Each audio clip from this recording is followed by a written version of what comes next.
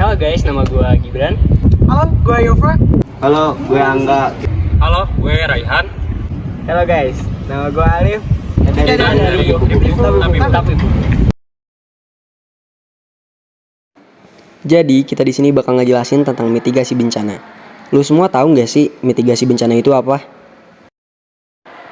Secara garis besar, mitigasi bencana itu upaya pencegahan suatu bencana dan penanganan setelah bencana. Nah, ada 4 bencana nih yang bakal kita bahas di video kali ini. Mau tahu? Yuk, simak cuplikan berikut. Banjir, gempa, kebakaran, tornado.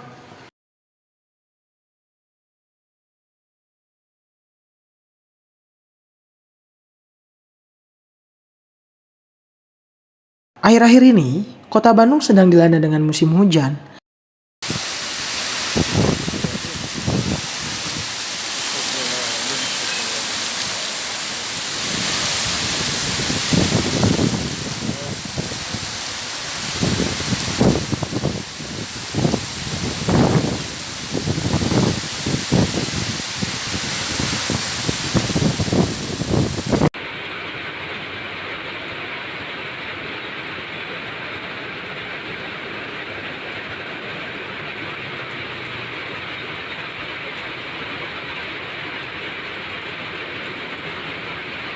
Budi.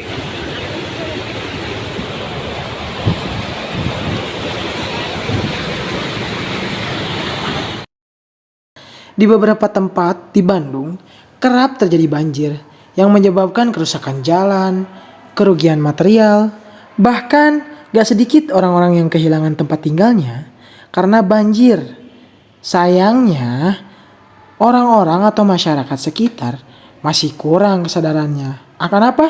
Akan penyebab banjir yang gak jauh-jauh diakibatkan oleh mereka sendiri, kayak buang sampah sembarangan dan gak jaga lingkungan sekitarnya, atau mereka tidak memberi kepedulian terhadap lingkungan yang mereka tinggali. Belakangan ini kerap terjadi bencana-bencana alam yang tidak terduga di Indonesia, terutama di daerah Jawa Barat. Bencana alam yang kerap terjadi salah satunya yaitu gempa bumi. Gempa bumi adalah peristiwa berguncangnya bumi yang disebabkan oleh tumbukan antar lempeng bumi, aktivitas sesar atau patahan, aktivitas gunung api atau runtuhan bangunan. Jenis bencana ini bersifat merusak, dapat terjadi setiap saat, dan berlangsung dalam waktu singkat. Gempa bumi ini dapat menghancurkan bangunan, jalan, jembatan, dan sebagainya dalam sekejap. Banyak sekali korban yang sudah berjatuhan disebabkan oleh bencana alam yang sangat dahsyat ini. Banyak juga orang-orang yang mengalami kerugian serta kesedihan mendalam dari tragedi tersebut. Sampai saat ini belum ada ahli dan institusi yang mampu memprediksi kapan terjadinya gempa bumi. Institusi yang berwenang untuk mengeluarkan informasi kejadian gempa bumi adalah BMKG. Oke, pembahasan kali ini tentang kejadian tanah longsor, yang dimana tanah longsor seringkali terjadi di beberapa daerah di Indonesia, dan tak sedikit korban yang tewas karenanya. Karena apa? Karena tanah longsor. Badan Penanggulangan Bencana sudah sering melakukan upaya penanggulangan tanah longsor. Namun kita tidak tahu kapan bencana itu terjadi. Indonesia mempunyai rekor masalah bencana tanah longsor. Salah satunya yang terbesar adalah longsor di Banjarnegara pada tahun 2015 kemarin. Ini adalah visual udara yang kami ambil beberapa saat yang lalu. Alat berat masih kesulitan menjangkau lokasi kejadian, dan lumpur-lumpur yang Anda lihat di sebelah kanan bawah layar itu adalah longsoran dari bukit setinggi 500 meter, 100 meter di antaranya menggulung dan juga menimbun satu dusun bernama Jemblung di Desa Sampang, Kecamatan Karangkobar di Banjarnegara, Jawa Tengah. Alat berat masih terus diupayakan untuk menjangkau lokasi. Yang sekarang dilakukan salah satunya adalah membuka jalan menuju lokasi kejadian agar proses evakuasi bisa dilakukan dengan maksimal. Cuaca saat ini terhitung baik, jadi proses evakuasi masih bisa dilakukan. Berbeda dengan malam dan juga kemarin, cuaca buruk seperti hujan yang terus datang, sehingga proses evakuasi harus dihentikan berkali-kali. Kami juga mendapatkan video amatir dari seorang warga yang merekam kejadian pada tanggal 12 Desember atau hari Jumat saat longsor menimbun satu dusun bernama Jemblung di Desa Sampang, Kecamatan Karangkobar. Kita lihat videonya.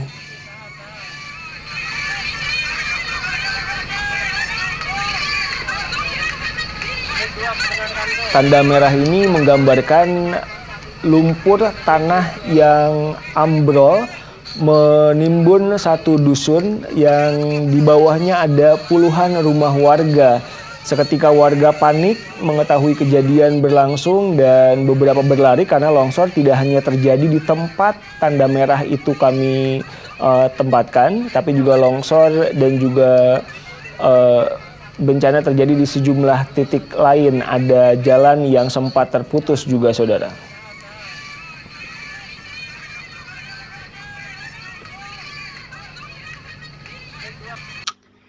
Inilah sebabnya kita perlu melakukan upaya dan strategi penanggulangan tanah longsor, antara lain adalah dengan sebagai berikut.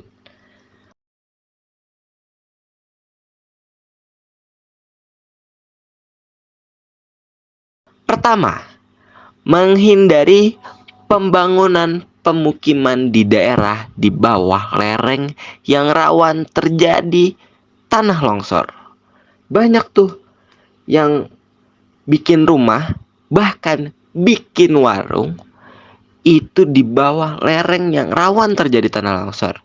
Mereka tidak melihat bahwasanya situasi kondisi tempat tersebut adalah rawan longsor, yang dimana tanah di atas rumah atau warung tersebut itu tanah-tanah yang curam bahkan licin, dan seringkali tidak banyak pepohonan di situ.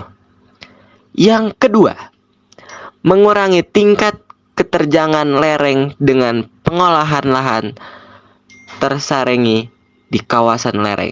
Gak jauh beda lah ya. Yang ketiga, menjaga drainase lereng yang baik untuk menghindarkan air mengalir dari dalam lereng keluar lereng. Nah gitu tuh, sama kayak pembahasan yang soal pertama.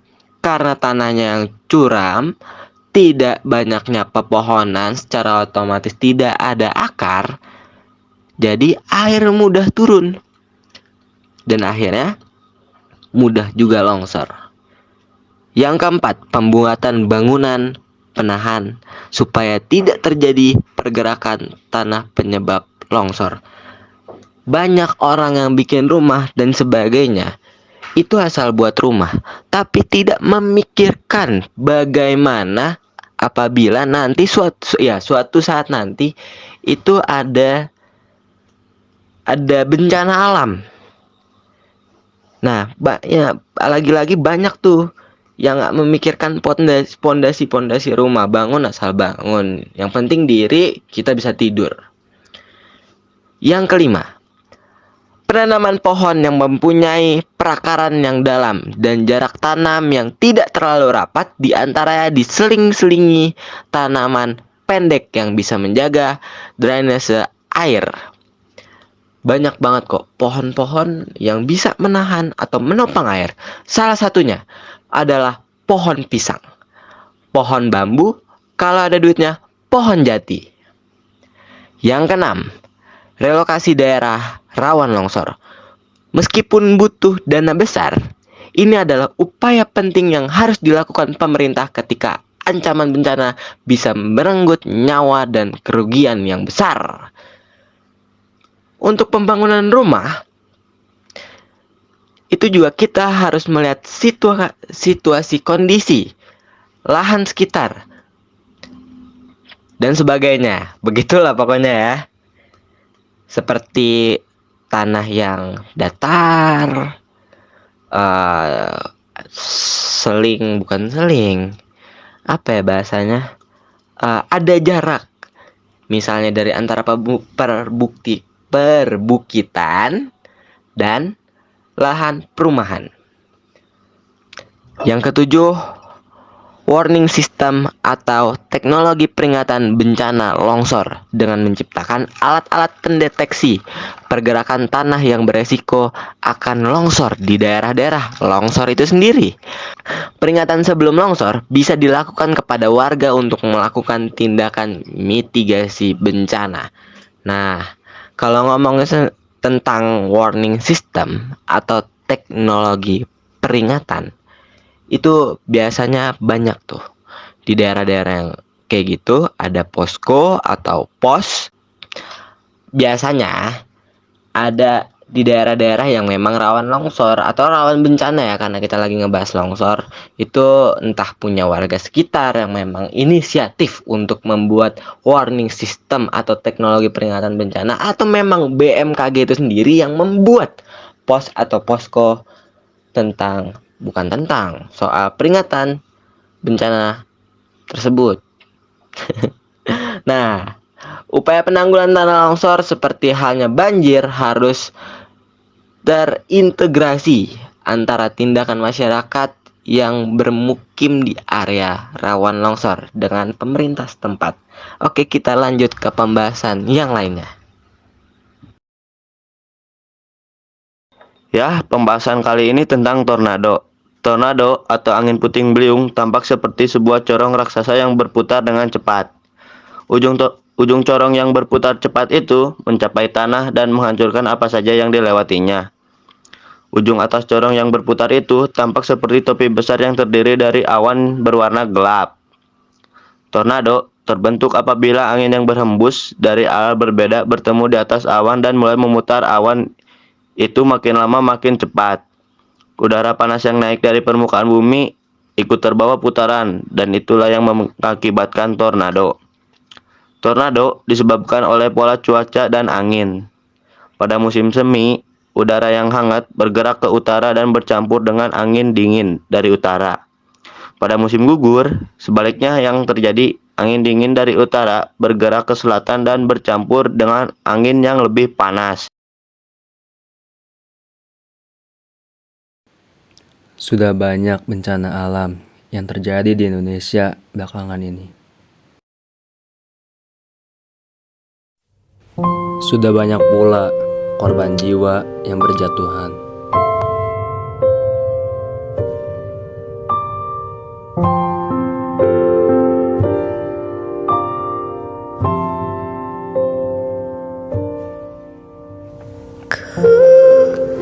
Lihat ibu pertiwi sedang bersusah hati. Air matamu berlinang, mas intanmu terkenang.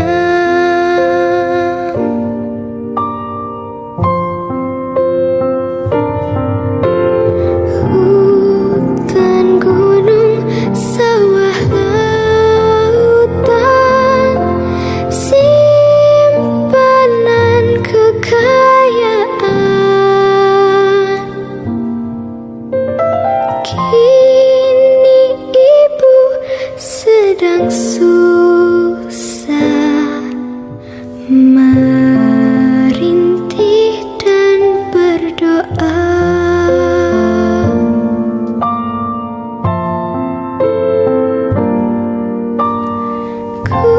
Kulihat ibu pertiwi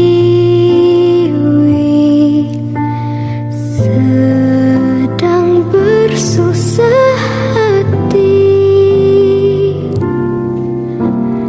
Air matamu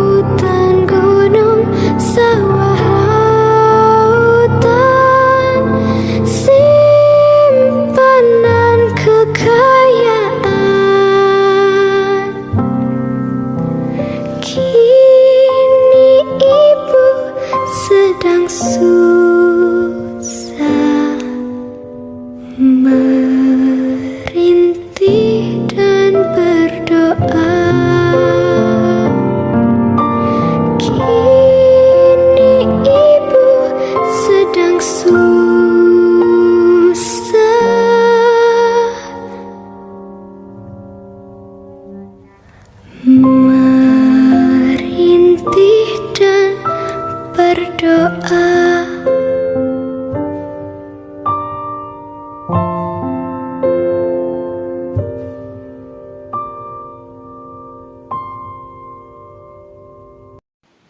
Lekaslah pulih, wahai negeriku. Setelah melihat penjelasan bencana alam dari video sebelumnya, kita semua tentu nggak mau hal-hal tersebut terulang kembali ke depannya. Nah, terdapat cara untuk mengatasi atau mengurangi dampak yang ditimbulkan oleh bencana alam tersebut, yaitu dengan cara mitigasi bencana. Maka dari itu kita akan ngasih tahu kepada lu semua gimana sih cara mitigasi bencana yang baik dan benar itu. Let's check this out. Mitigasi banjir. Yang pertama, menjaga lingkungan sekitar. Jangan membuat sungai atau solokan itu menjadi tempat pembuangan sampah karena hal tersebut merupakan penyebab dari banjir.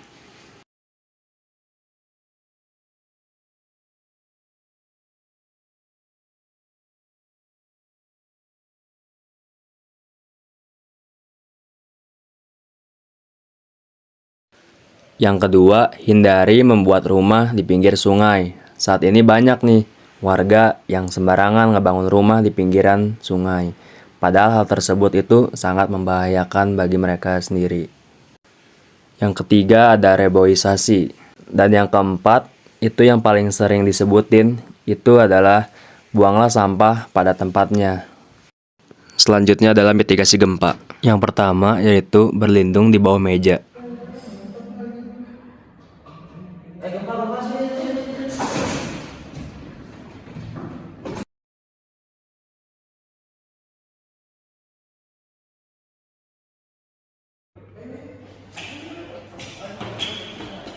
Pada saat keluar ruangan, disarankan untuk tidak panik agar tidak ada kejadian seperti ini.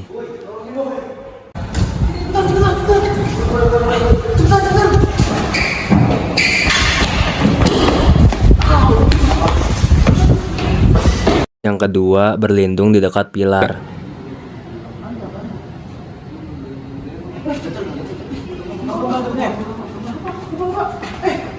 Pada saat gempa, disarankan untuk menjauhi area kaca atau jendela.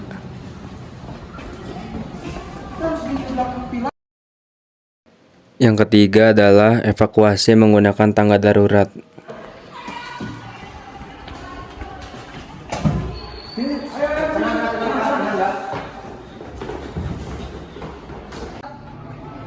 Nah, ini tuh adalah contoh yang gak benar.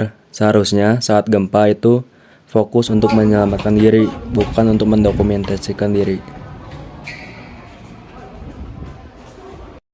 Yang keempat adalah menggunakan tangga darurat.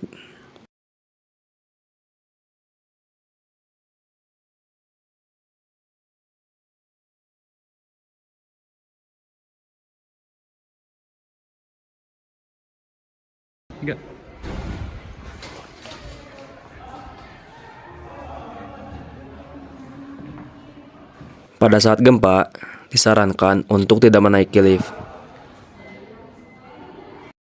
Yang kelima adalah mencari lapangan terbuka.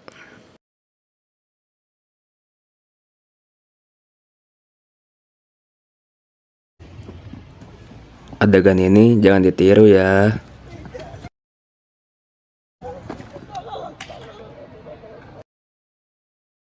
Yang selanjutnya adalah mitigasi tanah longsor. Terdapat beberapa mitigasi pada mitigasi tanah longsor. Yang pertama adalah menghindari daerah rawan bencana untuk membangun pemukiman. Yang kedua dapat melakukan terasering. Dan yang ketiga mendirikan bangunan berpondasi kuat.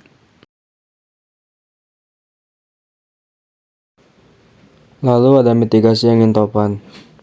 Yang pertama, segera masuk ke dalam rumah atau bangunan yang kokoh. Yang kedua, yaitu jangan tiarap di atas tanah. Jika terasa petir akan menyambar, segera membungkuk, duduk, dan peluk lutut ke dada. Berikut merupakan contoh ilustrasi dari mitigasi angin topan. Asyik, jalan-jalan ke taman sama bapak dan meme. Tapi Gus janji ya, jangan nakal lagi. Oke, Me.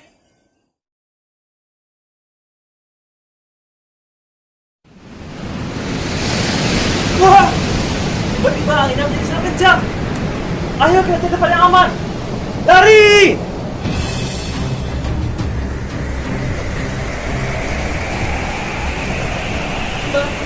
Bapak itu apa? Awannya berubah menjadi gelap dan Itu puting beliung. Hati-hati. Tetap. Gus, tetap berlari di belakang Bapak. Hati-hati dan hindari pohon yang tumbang. Meme, jaga Gus dari belakang ya. Iya, Po.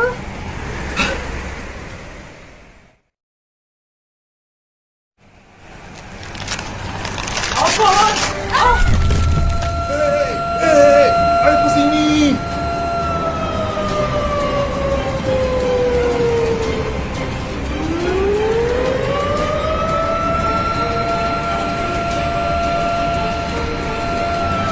Cepat, belum masuk.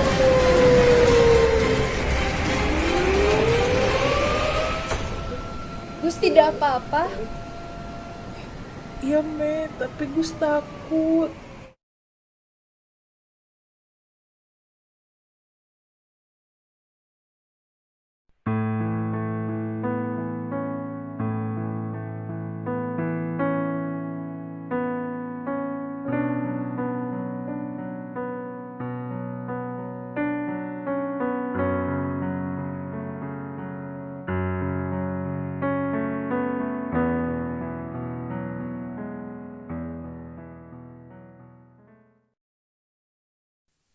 Dan untuk yang terakhir ada mitigasi kebakaran. Yang pertama adalah jangan panik dan tetap tenang. Lalu yang kedua adalah bersegera menuju ke tangga darurat atau keluar ruangan. Yang ketiga, jangan membawa barang yang lebih besar dari tas tangan, karena hal tersebut akan menghambat proses evakuasi. Yang keempat, bila pandangan tertutup oleh asap, berjalanlah dengan merayap pada tembok dengan pernafasan yang pendek. Yuk simak cuplikan video berikut. Kebakaran sering terjadi di tempat-tempat pemukiman padat penduduk.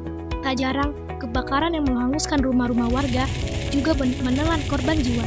Nah, sahabat tangguh, berikut ini beberapa hal penting yang harus dilakukan saat terjadi kebakaran di lingkungan Anda. Jangan panik. Sahabat tangguh, perilaku panik seringkali bikin suasana gaduh, sehingga melupakan petunjuk penting saat kebakaran terjadi. Alih-alih selamat, kepanikan justru membawa petaka. Maka jika terjadi kebakaran, jangan panik. Segera menjauh dari api, selamatkan diri ke tempat paling aman. Matikan peralatan listrik. Saat kebakaran terjadi, segeralah matikan listrik, sehingga dengan mematikan arus listrik, kebakaran tidak akan merambat kemana-mana. Lindungi saluran pernapasan. Saat api membumbung, sahabat tangguh tentu akan menghadapi kepulan asap. Nah, kepulan asap bisa menyebabkan sesak nafas dan pandangan sahabat. Maka, jagalah pernafasan dengan alat pelindung pernapasan, sehingga sahabat terhindar dari sesak nafas. Sahabat bisa menggunakan peralatan yang dapat mematikan api secara cepat dan tepat. Ikuti petunjuk dari petugas. Setelah itu, ikutilah petunjuk dari petugas penyelamat, sehingga sahabat bisa terhindar dari api. Hindari kerumunan. Saat kebakaran terjadi, biasanya orang berkerumun.